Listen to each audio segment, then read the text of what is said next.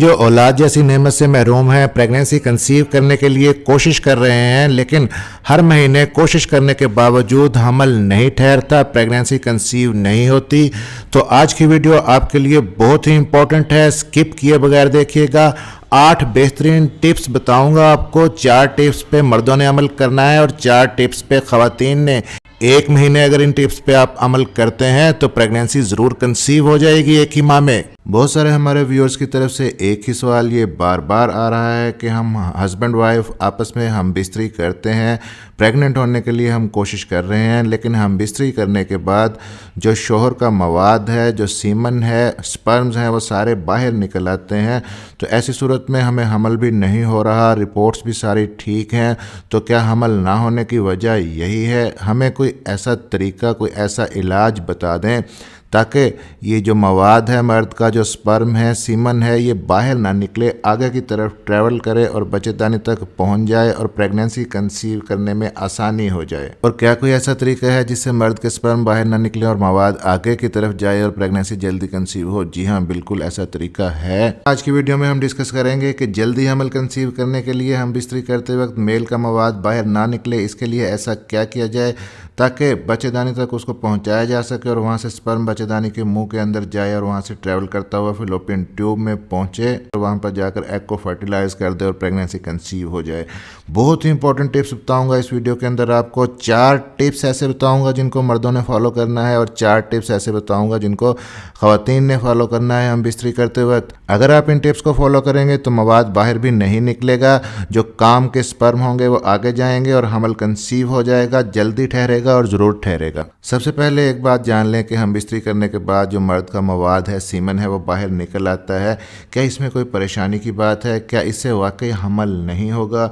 बिल्कुल भी परेशान नहीं होना। मिलने के बाद कुछ ना कुछ मवाद बाहर निकलना ज़रूर होता है, क्योंकि मर्द का जो सीमन होता है उसके अंदर ना सिर्फ स्पर्म होते हैं बल्कि कुछ और पतली सिक्रीशंस भी होती हैं, जैसे कि प्रोस्टेट की सिक्रीशंस हैं। तो ये जो सिक्रीशंस हैं इन्होंने बाहर ही निकलना होता है। जो जिंदा जरासीम होते हैं मनी के अंदर, जिन्हें स्पर्म कहते हैं, वो आगे की तरफ ट्रैवल करते हैं, लेकिन ये मेल के जरासीम स्पर्म्स जिन्हें कहते हैं, अगर पावरफुल होंगे तो तभी आगे की तरफ ट्रैवल करेंगे। मर्द के एक बार के डिस्चार्ज में मिलियंस ऑफ स्पर्म्स होते हैं और इन मिलियंस ऑफ स्पर्म्स के अंदर डिस्चार्ज होने के फ़ौरन बाद एक तरह से रेस शुरू हो जाती है और उन मिलियंस ऑफ स्पर्म में से सिर्फ एक स्पर्म ऐसा होता है जिसने आगे जाकर फिलोपियन ट्यूब तक पहुंचकर एग को फर्टिलाइज कर देना होता है। उसके बाद जब एग फर्टिलाइज हो जाता है तो बाकी के स्पर्म एग को टच नहीं कर सकते। तो हम बिस्तरी करने के बाद जो मर्द का मवाद बाहर निकलता है, इस पर कैसे कंट्रोल किया जाए ताकि जो काम के जरासीम हैं, जो स्पर्म हैं, वो आगे की तरफ ट्रैवल करें और जो फालतू मवाद है वो बाहर निकल आए। तो हम बिस्तरी करते वक्त 4 टिप्स को फॉलो करना है ख़वातीन ने और 4 टिप्स ही पे अमल करना है मर्दों ने, तभी ये प्रॉब्लम नहीं होगा और प्रेगनेंसी जल्दी कंसीव हो जाएगी। सबसे पहले मर्दों के हवाले से बात कर लेते हैं। तो आप जब डिस्चार्ज होते हैं, अगर आप ये महसूस करते हैं कि आपका सीमन बहुत ज़्यादा पतला है, तो डेफिनेटली अगर मर्द का मवाद पतला होगा तो वो बाहर की तरफ आएगा। और इसके लिए मर्दों ने 3 चीज़ें अपनी डाइट में ज़रूर शामिल करनी है और ये तीनों चीज़ें आपके जो सीमन का मवाद है उसको गाढ़ा करने में आपको हेल्प आउट करेंगी। सबसे पहली चीज़ है केला और दूसरी चीज़ है अनार और तीसरी चीज़ है वॉलनट यानी कि अखरोट। तो केला, अनार और अखरोट, इसको अपने डाइट के अंदर लाजमी शामिल कीजिए। और एक चौथी चीज़ जो बहुत ही कारआमद है, इजीली अवेलेबल है, एक हर्ब है जिसे अश्वगंधा कहते हैं, मर्दों के लिए बात कर रहा हूँ। आप इस जड़ी बूटी को ले लें, इसका पाउडर बना के रख लें और आधा चम्मच डेली आप इसको ले सकते हैं। इससे आपके स्पर्म की प्रोडक्शन भी बढ़ेगी और स्पर्म की क्वांटिटी भी इंक्रीज होगी। अब टिप नंबर 2 मर्दों के लिए, अगर स्पर्म में पावर होगी तो तभी वो आगे की तरफ जाएगा। इसका क्या मतलब है? जब आप सेमन एनालिसिस की रिपोर्ट करवाते हैं तो उसमें 2 चीज़ें आपको लिखी हुई मिलती हैं, स्पर्म काउंट और स्पर्म मोटिलिटी। यहाँ पे हमने फोकस करना है स्पर्म मोटिलिटी पे। इसका मतलब है हरकत करने वाले स्पर्म कितने हैं आपकी रिपोर्ट के अंदर। कम है तो आपको ज़रूरत है कि अपने हरकत करने वाले स्पर्म को बढ़ाएं, क्योंकि अगर आपके मवाद के अंदर हरकत करने वाले स्पर्म नहीं है, काउंट बेशक ज़्यादा है, तो जो मवाद जहाँ गिरेगा वहीं पड़ा रहेगा, आगे नहीं जाएगा बल्कि बाहर की तरफ ही निकलेगा। और जो हरकत करने वाले स्पर्म भी होते हैं उनके अंदर भी फर्दर कैटेगरीज होती हैं। उनमें से कुछ ऐसे होते हैं जो वहीं पे पड़े पड़े हरकत करते हैं, गोल गोल घूमते रहते हैं, और कुछ ऐसे होते हैं जो सिर्फ साइडों पे हरकत करते हैं और कुछ स्पर्म्स ऐसे होते हैं जो लीनियर प्रोग्रेसिव मोटाइल होते हैं, यानी कि सीधा आगे की तरफ तेज़ी से हरकत करते हैं। यही स्पर्म हमें चाहिए होते हैं प्रेगनेंसी कंसीव करने के लिए, और ये स्पर्म कम से कम आपकी रिपोर्ट के अंदर 35 से लेकर 40% तक ज़रूर होने चाहिए। तो सीमन एनालिसिस की रिपोर्ट आपने ज़रूर करवानी है। अगर स्पर्म की मोटिलिटी कम है, स्पर्म की मोटिलिटी को कैसे बढ़ाना है, इस पे डिटेल वीडियो चैनल पर मौजूद हैं, आपको बहुत ज़्यादा हेल्प करेंगी। अब आ जाते हैं टिप नंबर 3 की तरफ मर्दों के लिए, कि जब वो हम बिस्तरी करते हैं उस वक्त कोशिश ये करें कि जिस वक्त डिस्चार्ज होते हैं अपने पार्टनर से एक मजबूत बॉन्डिंग बना कर रखें, और कोशिश करें कि आगे तक जाकर डिस्चार्ज हों, ताकि जो फासला स्पर्म ने तय करना होता है वजाइना से सर्विक्स के मुंह तक, वो फासला बच जाए और डायरेक्टली बच्चेदानी के मुंह के करीब ही स्पर्म डिस्चार्ज हों। और फिर अंदर डिस्चार्ज होने के बाद फ़ौरन से अलग ना हो, कुछ देर उसी पोजीशन में रहें ताकि जो सर्विक्स है, वजाइना है, वो प्लग रहे, उसका रास्ता रुका रहे और मनी बाहर की तरफ ना आए बल्कि आगे की तरफ जाए। एकदम से अलहदा होंगे तो रास्ता ओपन हो जाएगा और मनी बाहर की तरफ निकलेगी।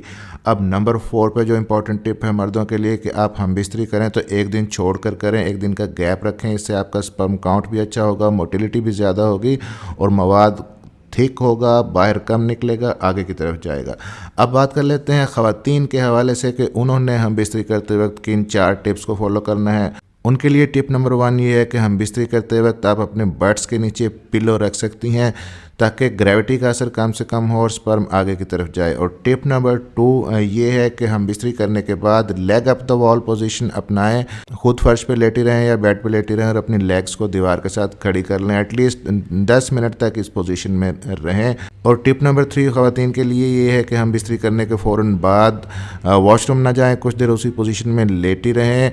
एटलीस्ट 30 से लेकर 35 मिनट्स तक बट्स के नीचे पिलो भी मौजूद रहे ताकि स्पर्म आगे की तरफ जाएं, ट्रैवल करें और बच्चेदानी के मुंह तक पहुंच जाएं। और आखिरी टिप ख़वातीन के लिए ये है कि ओवुलेशन डेज़ के अंदर हस्बैंड के साथ हम बिस्तरी करें, क्योंकि ओवुलेशन डेज़ के अंदर बच्चेदानी का मुंह खुला होता है। क्योंकि स्पर्म अगर आगे की तरफ जाते भी हैं, मवाद बाहर नहीं निकलता, आगे की तरफ जाता भी है, लेकिन आगे जाकर उसको रास्ता नहीं मिलता, बच्चेदानी का मुंह बंद है, तो आगे ट्रैवल कैसे करेगा, फिलोपियन ट्यूब तक कैसे पहुँचेगा और एग को कैसे फर्टिलाइज करेगा।